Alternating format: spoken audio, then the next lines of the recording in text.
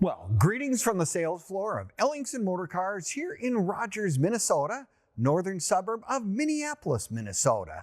Today, it is just my pleasure to introduce our newest addition. And by the way, we're only 45 minutes away from the Minneapolis-St. Paul International Airport, so you can get here easy.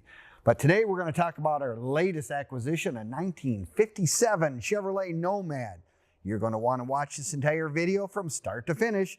We do a cold start, a walk around, and give you all the details. Now, you can also click on the link in the description, and it miraculously will take you right to our website where you have all the pricing and information on this car and have access to our over 100 additional vehicles we currently have in stock at this particular moment. You know, you can check that website out at www.ellingsonmotorcars.com. which is available to you 24 hours a day. Think of what we used to have. We had to get the magazines in the mail before, go to the newsstand to find out what the cars are. Now you can get all of our stuff at the click of a mouse, if that will be the case.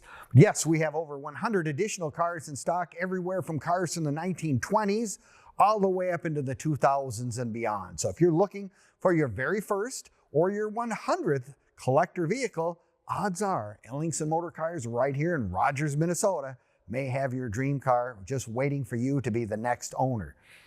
Well, let's get back to the Nomad. I'll tell you, 1957, probably one of the most recognizable automobiles in American history. You talk to any young person and they can draw you a picture of an old car. They're going to draw something that looks like a 57 Chevy. Well, 57 Chevy was a great year for Chevrolet. And of course, they introduced the 283 V8. By this time, everything was also 12 volt. It was really an outstanding motor combination. And you could have, as this in particular one has, the power pack option, which is the 4-barrel carburetor and dual exhaust. Really, just a couple of the things that you get with that. But with the V8 hooked up to an automatic transmission, the Powerglide, ever reliable, anybody can jump in this car and drive it. The other thing that they did, because the Nomad was kind of a specialty vehicle making a little over 6,100 of these particular vehicles. This one comes to us in the Tropical Turquoise with the ivory top and whatnot. Great color combination if you ask me. But yes, they kind of made lots of this available for extra options. This car came with factory power steering, which if you ask me is probably one of the greatest features for any of these old cars. I mean, the steering wheel's just like driving a Mack truck, but I mean, it's big because most of the cars, that was an extra $50 or $60 perhaps to have power steering. A lot of people didn't do it. Well, this one does have power steering. And in addition, it also has power brakes. Power brakes, again, being one of those really nice features on these old cars. We're so used to that stuff in our daily automotive transportation vehicles that to get into something that doesn't have it is a little more challenging. Not that we can't adapt, but it's just one of those things that it really helps the enjoyment of the car. If you're going to the car show, we got to park in some spot or whatever, it's nice.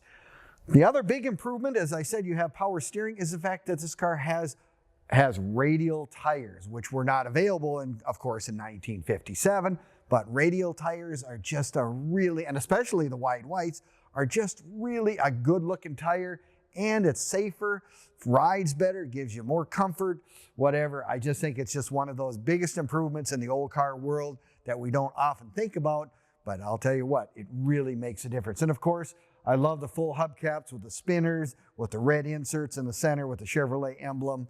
Just really, really cool. Well, let's take a look. The Nomad, of course, being the specialty station wagon that it was, became the Autoramic, where the Motoramic deal where they came out with. Chevrolet was always trying to come out with new ideas. In 1955 is when they first came out. And by the hit 1957, the two-door wagon was really exceptionally nice. You look at the interior on these cars, oh my gosh, I mean, they have the vinyl cloth interior, but it's just all detailed so nicely. I mean, look at the door panels, matching carpet. The headliner has always been one of my favorite things on these cars, where it had the chrome strips that go across all the way in the back. And it is a station wagon, so the back seat does lay down, so you can actually use this for a utilitarian vehicle. I personally owned a 1955 Nomad and a 1955 Handyman wagon, so I know what I'm speaking of. I really do enjoy station wagons, to say the least. And of course, They have the vent windows, which is another one of the features that I personally really like as a kid in the old days in the back seat. Open that, get nice air circulation coming in without all the wind coming in, especially if mom and dad were smoking. You know, they would, the ashes would go out that way. This car has one other feature that I don't remember seeing often, but it does have a padded dash. Really a nice feature for those of us who have scars on our forehead from being a child with mom putting her arm out and trying to stop you from hitting the windshield. 1956 was the first year you could get seat belts that were something that was an option for Chevrolet at that time. But in 57, it was something you could have, but I didn't start wearing a seat belt until about 1980s. Oh, I better not admit to that, but that's how it was. That's how it is. No, it's got all this original stuff in this car. Is really, really nice. Nice little glove box in there. And it's like I say, it's got such cool glass and windows. I mean, this is a sliding window, the curved round thing. The other real thing that everybody always talks about in 57 Chevys, because when they came out, where did they put the gas cap? Those poor new gas station attendants probably went around the car 10 times trying to find it. Well, it was hidden in the driver's side tail light. Open that up, that's where the gas cap was. You know, it's one of those nifty things that Chevrolet, I don't know if they did that on purpose, but it was something that was really cool. And I think, you know, it was just something that they did back then in 1957. 57, of course, being a really good year, the year I was born, but it's also a good year for automotive innovations and just really good looking automobiles all around. Now, you can find all of our stuff on Facebook, YouTube, Instagram, and TikTok as well. Give us a like, leave us a comment or subscribe. Appreciate it very much. You get all the information on this car, our current inventory, and as kind of an added bonus, you can look at some of the stuff that we've sold over the last several years as well. So you really want to make sure when you go to our website, current inventory, because that stuff is still out there from cars. Unfortunately, you missed your opportunity. Let's not miss this one if this is what you're looking for. But you can give us a call, 763-428-7337, and we're happy to do our very best to answer any and all questions you may have. Well, if you're like me, the other thing I'm going to say, you know, I really enjoy the videos. I think it does a great job, shows you all the details, but I want to come down in person. Well, we're happy to have you come to Ellingson Motor Cars here in Rogers. Let's say it's well worth your trip if you like old cars, and we are open to the public from Monday through Friday from 10 to 5 and Saturdays 10 to 4 as well. We do get Sundays off, but those times are really good. If you want to come down and touch it, make sure it's real, make sure you fit in the car. You know, I always have to take that into consideration. But yes, it's one of those cars that if you want to come down and take a look, by all means do it. The other thing I always suggest whenever you buy a specialty vehicle, and a Nomad is join the National Nomad Club, or for that matter, Chevrolet Club. There's always good information in their newsletters and their website and all that kind of stuff. And the local clubs are always great to meet people who love Chevrolets just as much as you do.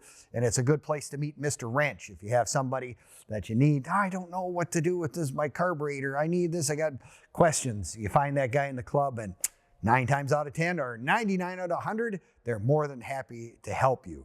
Now, we can also, you live in California, you live in Florida, Texas, you live overseas, we can help get cars shipped any place in the world for that matter, and have done it for many, many years. We have good sources, and we have sources if you say, I go to my local bank, they have no idea what a 57 Nomad is. Well, we have several sources as well that are familiar with the collector car world, and they can help you get financing arranged, and they have different terms, different things. By all means, you can also click on the link in the description of the automobile, and it'll take you right to one of those sources right there to get the information. Well, 1957, as I said, was a great year, and the Nomad, you know, the last year of the two-door version anyway. It was really a good looking automobile. This one is nicely optioned, beautiful color combination, V8 automatic, power steering brake. Anyone can get in this car and drive it. So if you're looking for your car to drive down to the local car show and be a celebrity, we probably have it sitting right here on our sales floor. Give us a call again, 763-428-7337. Visit our website again at www.ellingsonmotorcars.com. And thank you again for watching our videos. Hope you enjoy them. I enjoy doing them as much. And we'll see you next time at Ellingson Motor Cars here in Rogers.